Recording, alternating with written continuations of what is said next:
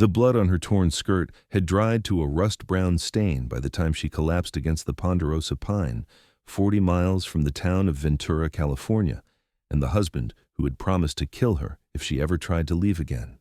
Victoria Porter's feet were nothing but raw blisters and torn skin wrapped in what remained of her stockings.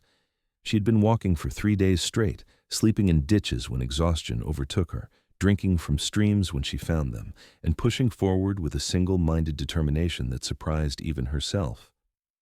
The year was 1878, and women like her had few options when their husbands turned violent. The law would send her back. The church would tell her to pray harder. Her own family had disowned her when she married against their wishes 5 years ago, so she had taken the only choice left to her and run. The mountain air was thinner up here, harder to breathe, but she gulped it down anyway. Freedom tasted like pine needles and clean water, nothing like the stale tobacco and whiskey that had permeated every corner of the small house she had shared with Thomas in town. Her ribs ached where he had kicked her last week. Her left eye had finally healed from the blow he had given her the week before that. The final straw had come 3 nights ago when he had wrapped his hands around her throat and squeezed until the world went gray at the edges. She had waited until he passed out drunk, taken what little food she could carry, and disappeared into the darkness. Now, somewhere deep in the San Rafael Mountains, she could go no further. Her body had given everything it had. Victoria closed her eyes and tried to pray, but the words would not come. She had prayed so many times for Thomas to change, for things to get better, for God to give her strength to endure. Now she was done praying. She was done enduring. If this was where her story ended, at least she had died trying to be free. "Madam?" The voice was deep, rough with disuse, and startled her so badly she tried to stand and run. Her legs buckled immediately. "Easy now. I'm not going to hurt you." Victoria forced her eyes open. The man standing 10 feet away looked like he had stepped out of a legend. He stood well over 6 feet tall with shoulders broad enough to block out the sun filtering through the trees. His hair was dark brown, nearly black, hanging past his shoulders in waves that suggested he cut it himself when it got in his way. A thick beard covered his jaw. His arms, visible beneath rolled shirt sleeves, were corded with muscle that came from years of hard labor. He wore buckskin trousers and heavy boots, and a rifle was slung across his back. His eyes, she noticed, were a striking gray blue, and they held concern rather than threat. "Please," she managed to whisper, "please do not send me back." Something shifted in his expression. He took a step closer, moving slowly like he was approaching a wounded animal. "Send you back where?" "Ventura, my husband. I cannot go back. I would rather die out here." The mountain man studied her for a long moment, taking in her torn clothing, her swollen feet, the bruises that mottled her arms. His jaw tightened beneath his beard. "You walked from Ventura? That is 40 miles. 42, she said, and then laughed, a thin, desperate sound. I counted. He crouched down to her level, still keeping a respectful distance. "My name is Preston Zimmerman. I have a cabin about a mile from here. You need water, food, and those feet need tending. Will you let me help you?" Victoria searched his face for any sign of deception, any hint of the cruelty she had learned to recognize in Thomas. She found none. Preston Zimmerman's eyes were clear and direct. His hands, large and calloused, rested calmly on his knees. Everything about him spoke of strength held carefully in check. "Why would you help me?" she asked. "Because you need help," he said simply, "and because no one should have to run 40 miles to escape the person who is supposed to protect them." Tears burned in her eyes, the first she had allowed herself to shed since she started running. She nodded, not trusting her voice. Preston stood and approached carefully. "I'm going to pick you up now. You cannot walk on those feet." Before she could respond, he had slipped one arm under her knees and the other behind her back, lifting her as easily as if she weighed nothing at all. Victoria tensed, every instinct screaming danger, but Preston's hold remained gentle. He adjusted her weight against his chest and started walking. "Your cabin is a mile away?" she asked after a moment. "About that. I was checking my traps. Caught you instead." Was that humor in his voice? Victoria glanced up at his profile, at the stern line of his mouth barely visible beneath his beard. "I'm not sure I am much of a prize catch." "I will let you know after I see if you can cook," he said, and this time she was certain she heard amusement.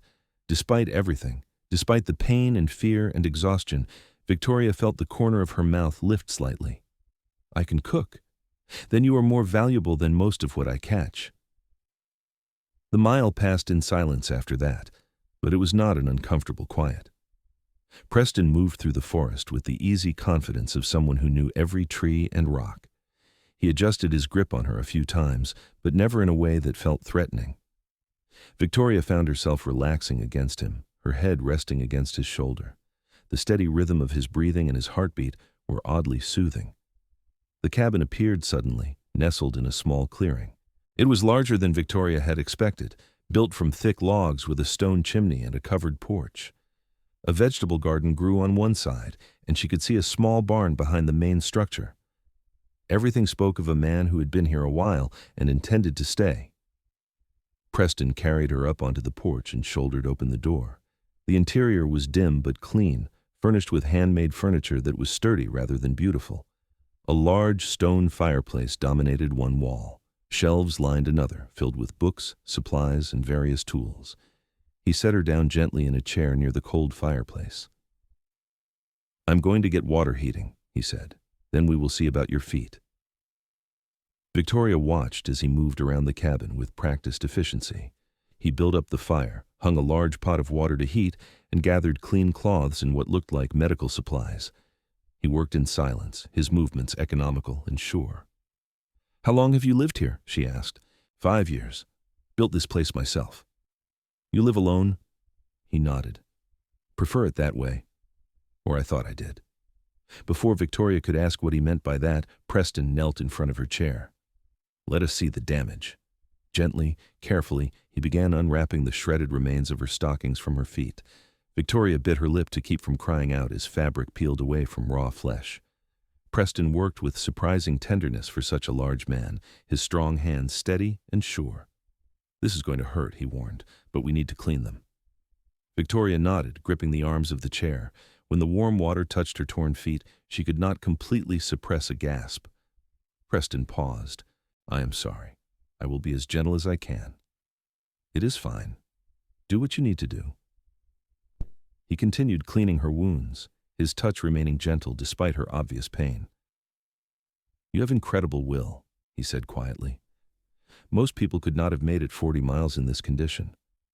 "I had strong motivation." Preston glanced up at her face, at the fading bruise around her eye that her hair had mostly hidden. His expression darkened. "How long?" 5 years, since shortly after we married. He was not always like that. Or maybe he was, and I just did not see it. That's not your fault.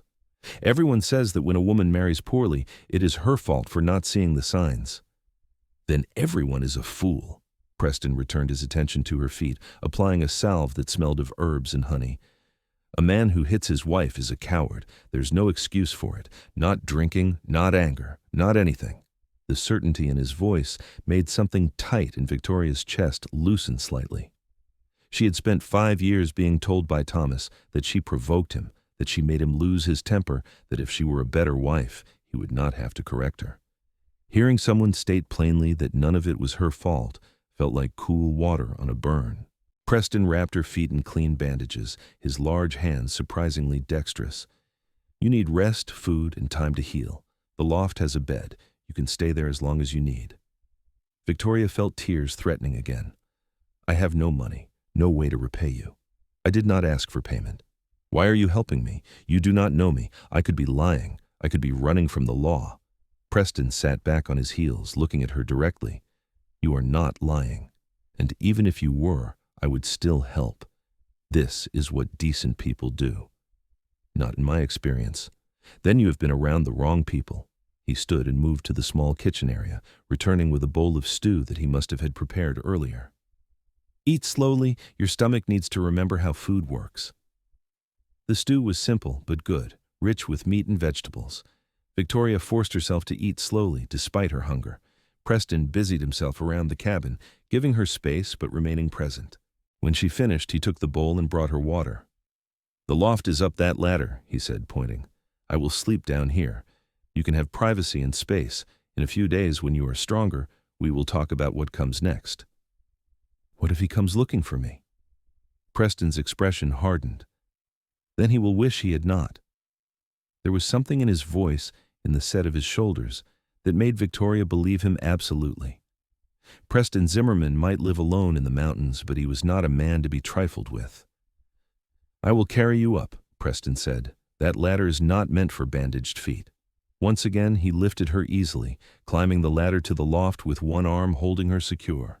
The space above was small but cozy, with a real bed covered in furs and blankets. A small window looked out over the forest.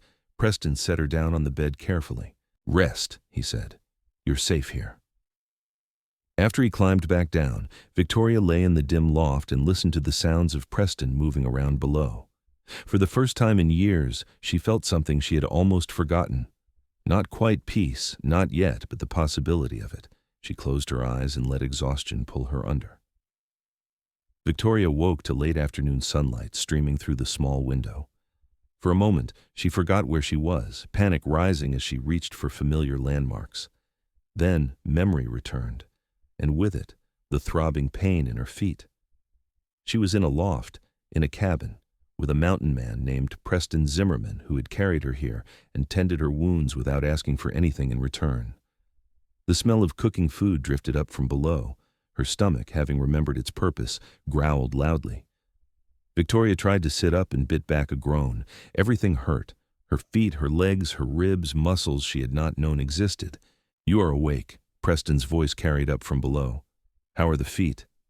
"Painful," she admitted, "but I have felt worse." "That is not exactly a ringing endorsement of your condition." She heard him climbing the ladder, and then his head appeared at the edge of the loft. "May I come up?" The fact that he asked, that he waited for her permission, made Victoria's throat tight. "Yes." Preston climbed into the loft with the grace of someone who had made the trip countless times. In his hands he carried a tray with more stew, bread, and water. "You should eat before we change those bandages." Victoria accepted the tray gratefully. The bread was dense and filling, the stew even better than she remembered. Preston sat at the edge of the loft, giving her space, looking out the window rather than watching her eat. "You bake your own bread?" she asked between bites. "Hard to get to a bakery from up here." "How often do you go to town?" "Once a month, maybe. I sell furs and buy supplies, stay as short a time as possible." "You do not like people?" Preston was quiet for a moment. "I like people fine. I just do not trust them much. They tend to be disappointing." Victoria understood that sentiment all too well. "How did you end up here?" "Long story, not a very interesting one. We seem to have time." He turned to look at her then, those gray-blue eyes studying her face. "I was a soldier. Fought in the war. When it ended, I tried to go home. But home was not there anymore. Family dead, land sold, nothing left worth staying for. So I headed west, kept going until I found a place that felt right. This was it." "Which side did you fight for?" "Union. Spent 3 years watching boys die over politics and pride. Decided I was done with all of it." There was pain in his voice, old and deep.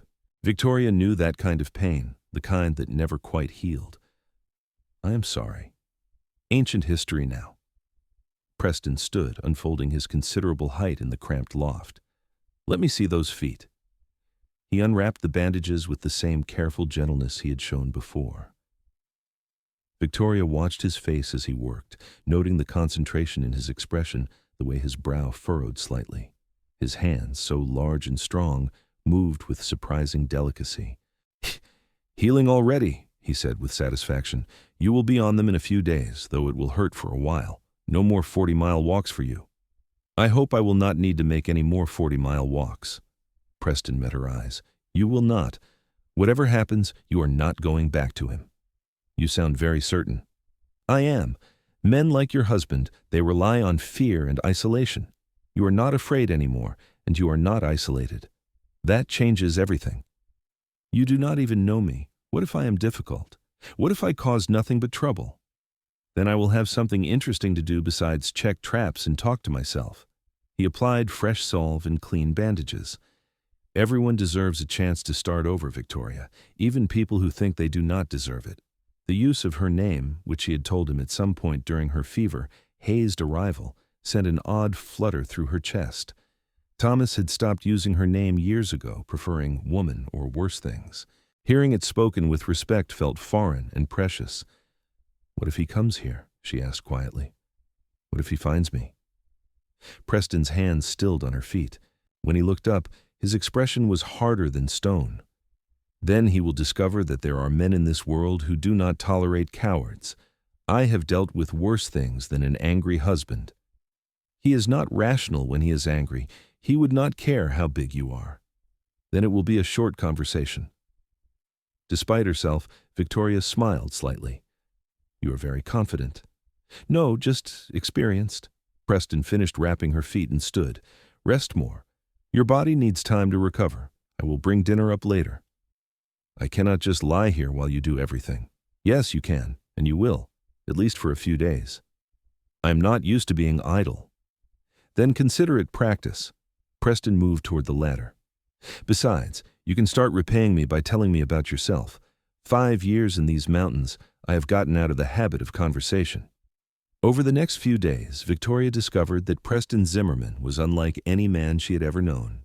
He was patient without being condescending, strong without being threatening, and he possessed a dry sense of humor that caught her off guard regularly. He brought her meals, changed her bandages, and talked with her for hours, but never once made her feel like a burden or an obligation. She learned that he was 32 years old, that he had taught himself to read using books his mother had given him before she died, and that he had an almost encyclopedic knowledge of the plants and animals in these mountains. He carved small figures from wood in the evenings, intricate animals that he claimed to sell in town, but which Victoria suspected he mostly gave to children. Preston learned that Victoria was 26, that she had dreamed of becoming a teacher before her marriage made such things impossible, and that she had a gift for remembering poetry. She recited verses in the evenings while he carved, filling the cabin with words that neither of them had spoken aloud in years. On the 4th day, Preston declared her feet healed enough to try walking. He helped her down the ladder, one arm wrapped securely around her waist, and steadied her as she took tentative steps across the cabin floor. "How does it feel?" he asked. "Like walking on broken glass wrapped in sandpaper." "Poetic. Also painful. Try again." Victoria took another step, then another. The pain was considerable, but her feet held her weight. "I think I will live." "Never doubted it. You are too stubborn to do otherwise." "Is that a compliment?" "From me?" "Absolutely." She laughed, surprising herself. When had she last laughed? Months ago at least, maybe longer. "You have a strange way of complimenting people." "I have a strange way of doing most things. 5 years alone will do that." Preston guided her to the chair by the fireplace. "How about you start earning your keep by peeling potatoes? I can bring the work to you." "I thought you said I did not need to repay you." "I lied. Peeling potatoes is incredibly boring." Over the following weeks, Victoria healed and grew stronger. She graduated from peeling potatoes to helping prepare full meals, and Preston had been right about her cooking skills. The simple fare he had been surviving on transformed into proper meals with seasoning and care. She cleaned the cabin, mended his clothes, and reorganized his supply shelves with an efficiency that made him shake his head in amazement. "You are making me look lazy," he said one evening, surveying the cabin. "You built this entire place yourself and hunt all your own food. You're many things, but lazy is not one of them. Still, a man gets used to his own chaos. This is almost unsettling." "Would you like me to mess it up again?" Preston smiled, and Victoria realized she had been seeing him smile more often lately. It transformed his stern face, making him look younger and less burdened. "No, I could get used to this." The words hung between them, heavier than they should have been. Victoria felt heat rise in her cheeks and turned back to the bread dough she was kneading. She had been here nearly a month, and in that time, something had shifted between them. The easy companionship had deepened into something more complex, more charged. She caught him watching her sometimes with an expression she could not quite read. She found herself thinking about the strength in his hands, the rumble of his voice, the way he moved through the world with such quiet confidence. It was too soon, she told herself. She was still healing, still raw from 5 years of Thomas's cruelty. The last thing she needed was to develop feelings for her rescuer. That was just gratitude, just proximity, just her heart confusing safety with something else. But when Preston came up behind her to reach for something on the shelf above the work table, and she felt the warmth of him at her back, the way her breath caught had nothing to do with fear and everything to do with awareness. "Sorry," he murmured, stepping back quickly. "Did not mean to crowd you." "You did not," she said, her voice steadier than she felt. "It is fine." But it was not fine. Or rather, it was more than fine, and that was the problem. The weather turned colder as September gave way to October. Preston explained that winter came early and hard in the mountains, and he needed to lay in extra supplies before the first snow. Victoria, now fully healed, insisted on helping. "I can handle it," Preston said, checking his rifle. "You should stay here where it is warm." "I have been here 6 weeks. I'm not an invalid anymore. Let me help." He studied her for a long moment, then nodded. "Dress warm. We will be out most of the day." They set out just after dawn, Preston leading the way through paths only he could see. Victoria marveled at how different the world looked up here, all tall pines and crisp air and silence broken only by birdsong. Preston showed her how to identify useful plants, where to find fresh water, how to read the signs animals left behind. "You know this place like it is a part of you," she said as they stopped for a rest near a creek. "It is. These mountains do not lie to you. They do not pretend to be something they are not. You respect them. They will take care of you." "Is that why you prefer them to people?" Preston leaned against a tree, his expression thoughtful. "People are complicated. They say one thing and mean another. They make promises they do not keep. Mountains are simple, honest. Not all people are dishonest. Enough of them are that it is easier to just stay away." Victoria moved closer to him. "Do you still feel that way, even after these weeks?" His eyes met hers, and something in his gaze made her pulse quicken. "No, not anymore." "What changed?" "You did. Or maybe I did. I'm not sure." Preston pushed away from the tree, clearly uncomfortable with the direction of the conversation. "We should keep moving, still have a lot of ground to cover." They worked through the afternoon, gathering wild onions and herbs, checking traps and hauling back wood for the winter. Preston moved with tireless efficiency, but Victoria noticed he stayed close to her, always aware of where she was, ready to help if she needed it. As the sun began to set, they started back toward the cabin. The temperature had dropped significantly, and Victoria pulled her shawl tighter. Without a word, Preston shrugged out of his heavy coat and draped it around her shoulders. "You will freeze," she protested. "I am fine. Besides, the cabin is just ahead." The coat smelled like pine and smoke and something uniquely Preston. Victoria pulled it close, acutely aware of the man walking beside her. When had he become so essential to her existence? When had the thought of leaving this mountain, this cabin, this man, become unbearable? That night, after dinner, Victoria sat by the fire mending one of Preston's shirts while he carved. The domestic tranquility of the scene struck her suddenly. This was what she had wanted when she married Thomas, this quiet companionship, this sense of partnership. Instead, she had gotten 5 years of fear and pain. "What are you thinking about?" Preston asked, not looking up from his carving. "How strange life is. 6 weeks ago I was running for my life. Now I'm sitting here mending shirts and feeling more at peace than I have in years." "You deserve peace." "Do I?" Preston set down his carving and looked at her directly. "Yes. You deserve peace and safety and someone who treats you with respect. You deserve to wake up without fear and go to sleep without wondering what you did wrong. You deserve all of that and more." Tears stung Victoria's eyes. "How do you always know exactly what I need to hear?" "Because I know what it is like to think you do not deserve basic human decency. War does that to people. Makes you think maybe you are the problem. Maybe you are broken beyond fixing." "Are you? Broken?" "Probably. But I'm working on it." Victoria set aside her mending and moved to sit beside him on the floor in front of the fire. "You do not seem broken to me. You seem like the strongest person I have ever met." "Strength and brokenness are not opposites. Sometimes the strongest people are the most broken.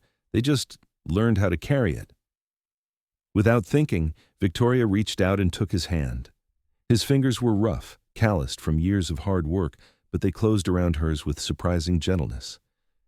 "Thank you for carrying me when I could not walk anymore." Preston's thumb traced small circles on the back of her hand. "Thank you for reminding me what it is like to have someone to talk to care about." The air between them felt charged, heavy with unspoken things. Victoria's heart hammered against her ribs. She should pull away, should maintain the careful distance they had established. Instead, she leaned closer. "Preston," she whispered. His free hand came up to cup her face, his touch gentle despite the strength in those fingers. "Tell me to stop if this is not what you want. Do not stop." He kissed her then, soft and careful, like she was something precious that might break. Victoria's eyes fluttered closed as she leaned into him, her hands coming up to rest against his chest. She could feel his heartbeat, strong and steady, matching the rapid rhythm of her own. When they broke apart, Preston rested his forehead against hers. "I have wanted to do that for weeks. Why did you wait?" "Because I needed you to see me as more than just the man who helped you. I needed this to be real, not just gratitude or fear of being alone." Victoria pulled back enough to look into his eyes. "This is real. You are real. This is the most real thing I have felt in years." Preston smiled, and it was like watching the sun break through clouds. "Good. Because I am falling in love with you, Victoria Porter, and it is terrifying." "Why terrifying?" "Because I have not cared about anyone or anything except these mountains in 5 years. Because caring means being vulnerable. Because I cannot stand the thought of anything hurting you, and I do not know if I can protect you from everything." Victoria cupped his bearded face in her hands. "I do not need you to protect me from everything. I just need you to stand beside me. I have been protected before." "Preston, protected meant controlled. Protected meant owned. I do not want that. I want a partner." Something shifted in his expression, softening even further. "A partner. I can do that." "Good. Because I am falling in love with you too, and it is the best terrifying thing that has ever happened to me." This time when they kissed, it was deeper, more urgent. Preston's arms wrapped around her, pulling her close, and Victoria felt safe and desired and chosen in a way she never had before. When his hands tangled in her hair, she sighed against his mouth, and his answering groan sent shivers down her spine. They broke apart, breathing hard. Preston's eyes were dark, his pupils blown wide. "Victoria, I want you, but we can wait. We have time." "I do not want to wait. I have waited 5 years to feel like myself again. I want this. I want you." Preston searched her face, making sure. Whatever he saw there satisfied him, because he stood and lifted her in his arms, carrying her toward the loft ladder. "Then I'm going to spend all night showing you how a woman should be treated." Victoria wrapped her arms around his neck, feeling powerful and desired and completely safe all at once. "I'm going to hold you to that promise." The next morning, Victoria woke wrapped in Preston's arms, his large body curved protectively around hers.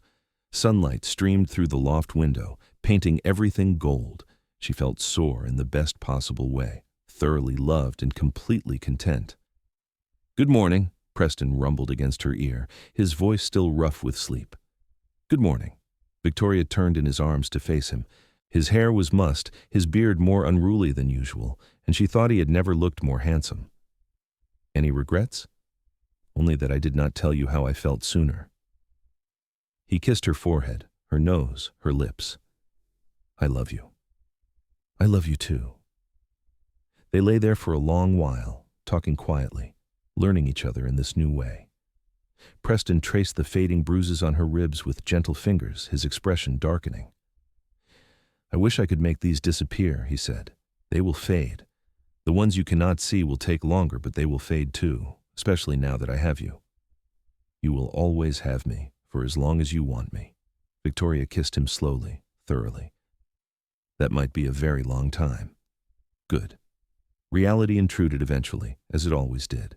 They had to get up, had to face the practical matters of life. But everything felt different now, brighter somehow. Victoria hummed as she made breakfast. Preston caught her around the waist and kissed her neck while she tried to fry eggs.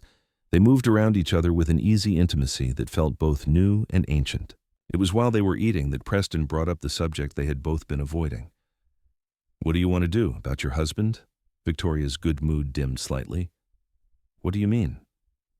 "I mean, legally, you are still married to him. If he finds you, he has the right to take you back. The law would be on his side." "I know." Victoria pushed her eggs around her plate. "I've been trying not to think about it." "We need to think about it. We need a plan." "What kind of plan? I cannot divorce him. Even if I had grounds, which apparently being beaten is not sufficient, I do not have money for a lawyer.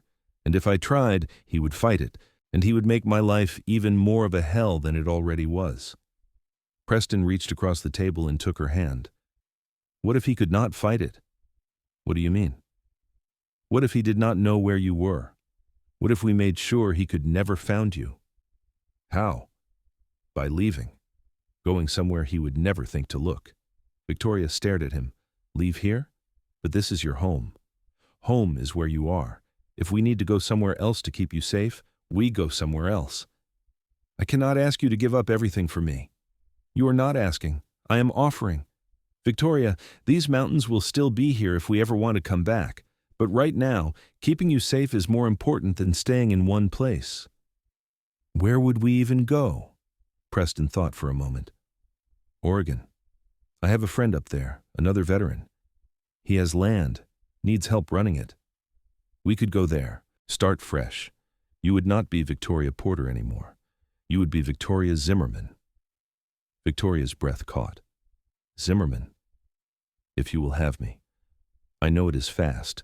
I know we have only been together a short time, but I have never been more certain of anything. Marry me, Victoria. Be my wife in truth. Let me spend the rest of my life making sure you never have to run again." Tears spilled down Victoria's cheeks. "Yes, yes, I will marry you." Preston came around the table and pulled her into his arms. "We will leave as soon as we can pack. Travel light and fast. By the time winter sets in, we will be in Oregon, and Thomas Porter will never find you." "What about the cabin, your life here?" "I can build another cabin, but there is only one you." Preston kissed her deeply.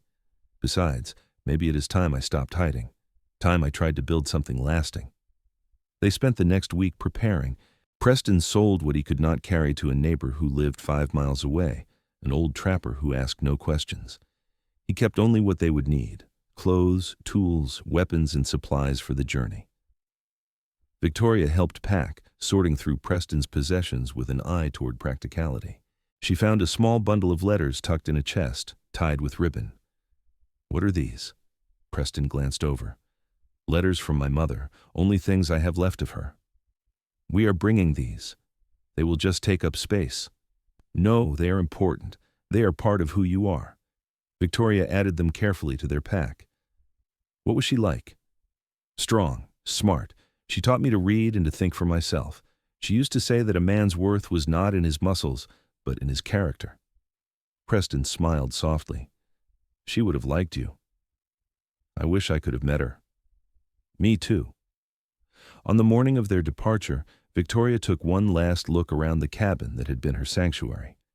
This place had saved her life, had given her space to heal, and it had given her Preston. "Ready?" he asked, shouldering their packs. "Yes. Let us go build that lasting thing." They traveled north, avoiding main roads and towns as much as possible. Preston knew the wilderness, knew how to move through it without leaving obvious trails. They camped under the stars, made love wrapped in blankets, and talked about their future. "I want children," Victoria said one night, lying in Preston's arms. "I know that is probably frightening to hear, but I do. I want to have your babies and raise them to be strong and kind." Preston's hand splayed across her stomach. "That does not frighten me. The thought of being a father is terrifying, but in a good way. I want to teach my sons to treat women with respect. I want to teach my daughters that they are strong enough to do anything." "Your sons and daughters. I like the sound of that." They reached a small town in Northern California after 2 weeks of travel. Preston knew a justice of the peace there, another veteran who owed him a favor. He did not ask questions when Preston introduced Victoria as his betrothed, just performed a simple ceremony with 2 strangers as witnesses. Victoria Porter became Victoria Zimmerman on a cool October morning with fall leaves blowing through the open door of a small office. She wore her nicest dress, mended and cleaned as best she could manage. Preston had trimmed his beard and hair, looking almost civilized. When he slipped a simple gold band on her finger, one he had bought from a jeweler that morning, Victoria felt her old life finally slip away. "I love you, Mrs. Zimmerman," Preston said after the justice pronounced them married. "I love you too, Mr. Zimmerman." They continued north, traveling as husband and wife now, which made things easier. People were less suspicious of a married couple. Preston's friend in Oregon, a man named Samuel, welcomed them with open arms when they arrived in late November. "About time you got here," Samuel said, clasping Preston's arm. "I was starting to think you had forgotten about my offer." "Took me a while to find a reason to leave the mountains." Preston pulled Victoria close. "This is my wife, Victoria." Samuel grinned. "Well, that is a fine reason. Welcome, Mrs. Zimmerman. Preston, you found yourself a real beauty." The land Samuel owned was vast, rolling hills perfect for raising cattle. He needed help managing it, and he offered Preston a partnership, a share of the profits in exchange for labor. Preston accepted, and they set about building a small house on a rise overlooking the valley. Winter set in as they worked, but Preston was determined. He worked from dawn to dusk, cutting timber, hauling stone, building them a home. Victoria helped where she could, and Samuel's wife, Margaret, took her under her wing, teaching her about managing a ranch. "Oh, Preston is a good man," Margaret said one day while they were hanging laundry. "Samuel says he saved his life in the war." "He saved mine too," Victoria said quietly. "In a different way." Margaret gave her a knowing look. "Running from something?" Victoria hesitated, then decided on honesty. "Someone. My first husband. He was cruel." "And Preston knows?" "He found me. I'd walked 40 miles to escape. I was ready to die in those woods, and he carried me to his cabin and took care of me." Victoria smiled, remembering. He never asked for anything. He just helped. "That is Preston. Gruff as a bear, but with a heart bigger than most people realize." Margaret squeezed her hand. "You are safe here. Samuel and Preston, they watch out for their own. Anyone comes looking for you, they will regret it." The house was finished just before Christmas. It was small but solid, built to last. Preston carried Victoria over the threshold on Christmas Eve, both of them laughing. "Our first real home," he said, setting her down. "It is perfect." They spent that first night in front of the fireplace, making love on furs spread across the floor, because their bed had not been built yet. Later, wrapped in blankets, Victoria rested her head on Preston's chest and listened to his heartbeat. "Are you happy?" she asked. "Happier than I thought possible." Preston's arms tightened around her. "You gave me something I did not know I was missing." "What is that?" "Purpose, a reason to build instead of just survive. You made me want to be part of the world again." Victoria kissed his chest, right over his heart. "You did the same for me. You showed me what love actually looks like, what respect looks like. You gave me myself back." The winter passed peacefully. Victoria learned ranching, surprising herself with how much she enjoyed the physical work. Preston thrived with Samuel, the two men working together like they had never been apart. And every night Victoria and Preston came home to each other, building a life one day at a time. Spring brought new beginnings. The cattle had calves, the ranch prospered, and Victoria discovered she was pregnant. She told Preston on a warm April evening, watching his face carefully for his reaction. "A baby?" he said, his voice rough with emotion. "Yes, in November, the doctor thinks." Preston's face crumpled, and he pulled her into his arms, burying his face in her neck. Victoria felt wetness on her skin and realized he was crying. "Hey," she said softly. "Preston, what is wrong?" "Nothing is wrong. Everything is right. I just never thought I would have this. A wife, a home, a child. I thought I was too broken, too damaged. But you made me believe in good things again." Victoria held him tight, this strong man who had carried her through the woods and into a new life. "You were never too broken. You were just waiting for the right time." The pregnancy progressed smoothly. Victoria bloomed with health, and Preston was attentive to the point of being ridiculous. He would not let her lift anything heavy, insisted she rest constantly, and drove her slightly crazy with his hovering. I am pregnant, not dying, she said one day when he tried to carry her to the garden. I know, but you are carrying precious cargo. Preston Zimmerman, if you do not let me walk on my own 2 feet, I'm going to kick you. He grinned, that smile that still made her heart flutter. You can try, but my legs are longer. Despite her protests, Victoria secretly loved his attention. Every night, Preston would rest his hand on her growing belly, talking to their child in his deep rumble. He read to the baby from his mother's books, promised to teach them about the mountains, told stories about stars and trees and all the wild things.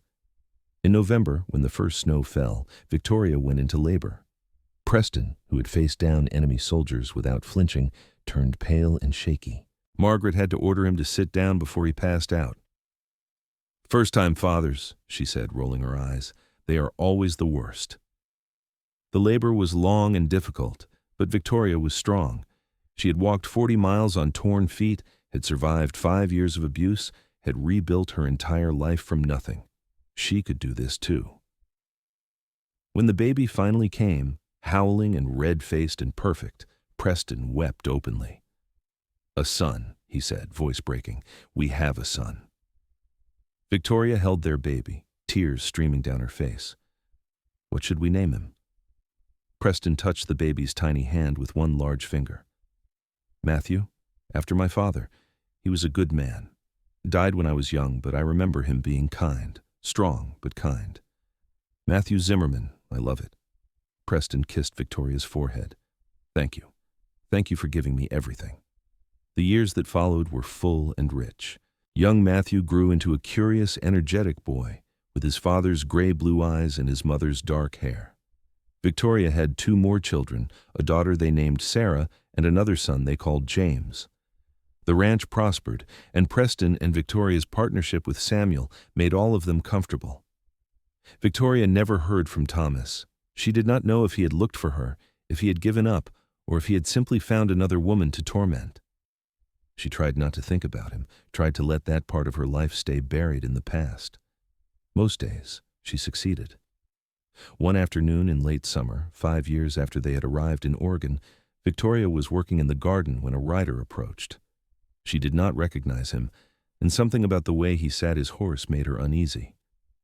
She wiped her hands on her apron and walked toward the house where Preston was repairing the porch steps. Preston, she called softly. He looked up, saw her face, and immediately set aside his tools.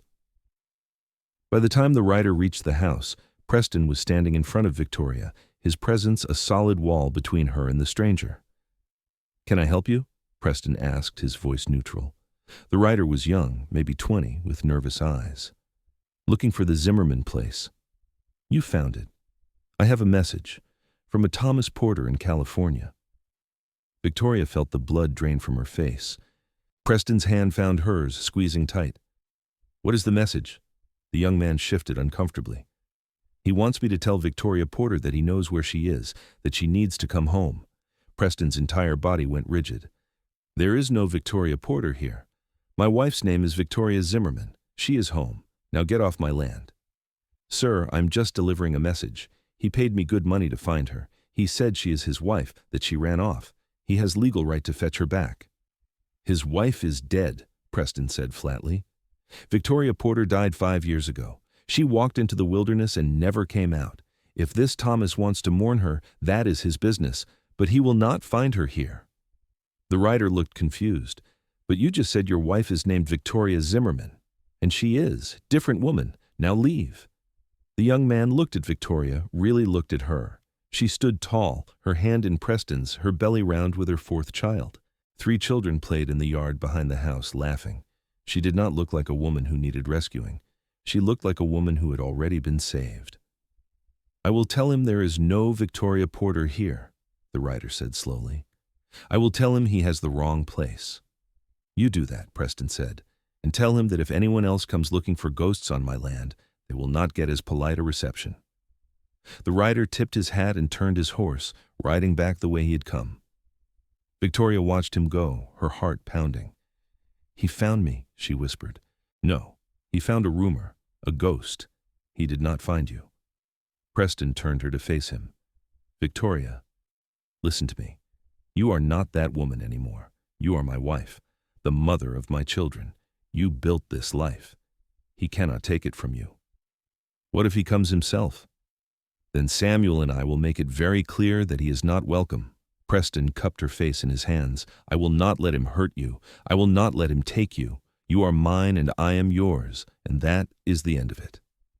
Victoria leaned into his touch, drawing strength from his certainty. I am not afraid of him anymore. Good, because he should be afraid of you. You are the strongest person I know. The writer must have delivered Preston's message effectively, because they never heard from Thomas again. Victoria learned later, through a letter from an old acquaintance, that Thomas had remarried 6 months after she left, finding another woman to bully. The news should have made her angry, but mostly she just felt sorry for his new wife and hoped the woman had the strength to run if she needed to. Life continued its peaceful rhythm. Matthew grew tall and strong like his father, learning to work the ranch with quiet competence. Sarah was fierce and intelligent, always asking questions and challenging the world. James was the youngest, sweet-natured and gentle, with a gift for animals. And the fourth child, another daughter they named Catherine, had Preston's eyes and Victoria's determination. Victoria taught all her children to read, passing on the love of words and stories that had sustained her through her darkest days. Preston taught them to work hard, to treat others with respect, and to never use strength to intimidate those weaker than themselves. Papa, Matthew asked one day when he was 12, why do you always say that? Say what? That strong people should protect weak people, not hurt them. Preston glanced at Victoria, who was listening from across the room. Because your mother is the bravest person I have ever met, and she should never have had to be that brave. Someone should have protected her, but they did not. So now it is our job to protect people who need it. Matthew nodded seriously. I will protect people who need it. I know you will, son. Victoria's eyes filled with tears, but they were good tears. Her children would never know the fear she had lived with. They would grow up understanding that love meant respect, that marriage was partnership, that strength was for building up, not tearing down. The years passed with surprising speed. The children grew and eventually started families of their own. Matthew married a rancher's daughter from the next valley over and gave them 3 grandchildren. Sarah, brilliant and independent, became a teacher, fulfilling the dream Victoria had once abandoned. James took over the ranch with Preston, expanding it successfully. And Catherine, the baby, surprised everyone by becoming a doctor, one of the first female physicians in Oregon. Preston and Victoria grew old together, their hair turning gray, their bodies slowing down, but their love never diminishing. They sat on the porch of their home on summer evenings, holding hands and watching the sunset over the valley they had helped build. Do you ever regret it? Victoria asked one evening. She was 60 now, Preston 66. Leaving your mountains, giving up that solitary life. Preston turned to look at her, and his eyes were as clear and direct as they had been that first day in the woods. Not for one single second. That life was about surviving. This life, the one we built together, that is about living. You taught me the difference. You saved me, Victoria said softly. No, you saved yourself. You walked 40 miles to escape. You had the strength to run. I just gave you a place to rest when you needed it. And a reason to stop running. Preston lifted her hand to his lips, kissing her knuckles. You gave me the same thing. We saved each other. They sat in comfortable silence as the sun painted the sky in shades of orange and gold. Inside the house, they could hear their grandchildren playing, their laughter bright and carefree. The ranch sprawled out before them, prosperous and peaceful. Everything they had built together, everything they had fought for, was right here. I love you, Victoria said. I have loved you since you carried me through those woods. I will love you until my last breath and beyond. I love you too. You are the best thing that ever happened to me. Preston squeezed her hand. Thank you for being brave enough to run. Thank you for trusting me. Thank you for building this life with me. Thank you for being the kind of man worth running to. As the sun set over the Oregon hills, Victoria Porter Zimmerman leaned her head on her husband's shoulder and felt nothing but peace. The woman who had stumbled through those California woods 40 miles from a husband who wanted to kill her was gone, replaced by someone stronger, someone loved, someone free. She had run toward death and found life instead. She had run from cruelty and found kindness. She had run from a man who called her wife while treating her like property. And she had found a man who made her his equal partner in all things. The journey had been hard. The healing had taken time. But every step, every mile, every moment of pain had been worth it to reach this place, this peace, this love. Preston's arm came around her shoulders and Victoria closed her eyes, letting herself simply be. She was safe. She was cherished. She was home. And that, after everything, was more than enough. It was everything. The mountain man who had found her limping through his woods had become her husband, her partner, her truest love. And the woman who had walked 40 miles to escape had become someone who would never need to run again. She had found her place to stand, and the man standing beside her had made all the difference. Their story did not end with dramatic rescues or violent confrontations. It ended with something quieter and infinitely more powerful. Two people choosing each other every single day, building a life one moment at a time, and proving that love, real love, was not about grand gestures, but about showing up, being present, and treating each other with respect and tenderness. Preston and Victoria Zimmerman lived to see their great-grandchildren born. They died within months of each other, Preston first, slipping away peacefully in his sleep at the age of 79. Victoria followed soon after, as if her body knew that she had accomplished what she set out to do, and it was time to rest. They were buried side by side on a hill overlooking the ranch, under a tall pine that reminded Victoria of the mountains where they had first met. Their children and grandchildren and great-grandchildren gathered to say goodbye, telling stories of a love that had started with an act of desperate courage and grown into something legendary. Matthew, now gray-haired himself, stood at his mother's grave and remembered the stories she had told him as a child. Stories of walking through the wilderness, of finding hope when there seemed to be none, of a mountain man who carried her to safety and loved her without conditions. "She was the bravest person I ever knew," he said to his own children and grandchildren, "and Papa was the kindest.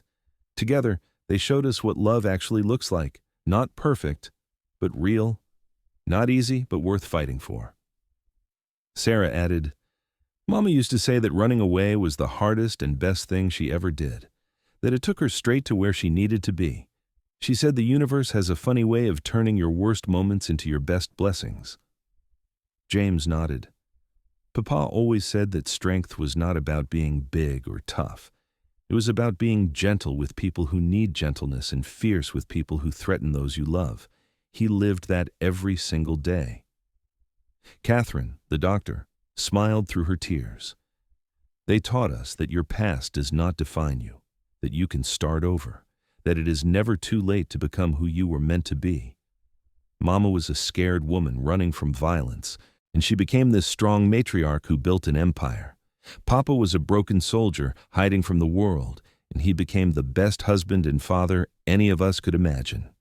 The family stood together on that hill, united by the love of two people who had found each other in the wilderness and built something lasting. The ranch they had helped build would continue for generations.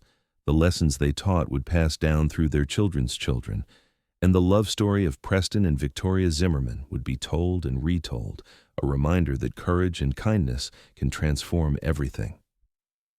In the end, Victoria had not just escaped Thomas Porter, she had escaped the idea that her life was defined by his cruelty. She had proven that a woman could walk away from everything and build something better. She had shown her children and grandchildren that love should feel like safety, like partnership, like coming home. And Preston had learned that hiding from the world was not strength. That real courage meant opening your heart even when you were afraid. That sometimes the best thing you can do is carry someone when they cannot walk and stand beside them when they can. Their story ended not with running, but with standing still. Not with fear, but with peace. Not with survival, but with a life fully and beautifully lived. The woman who had limped through those woods 42 miles from Ventura had walked into a new life, a new name, and a love that proved the best journeys often start with the courage to run toward something better. And the mountain man who found her had discovered that sometimes the most precious thing you can trap in the wilderness is not an animal, but a chance at happiness you never knew you were missing. Together, they had built more than a ranch or a family. They had built proof that love, real love, heals. That kindness matters. That second chances are worth taking. And that sometimes the worst thing that ever happens to you leads you straight to the best thing that ever will. Preston and Victoria Zimmerman's love story was complete, and it was exactly what both of them needed it to be: real, lasting, and worth every single step it took to find each other.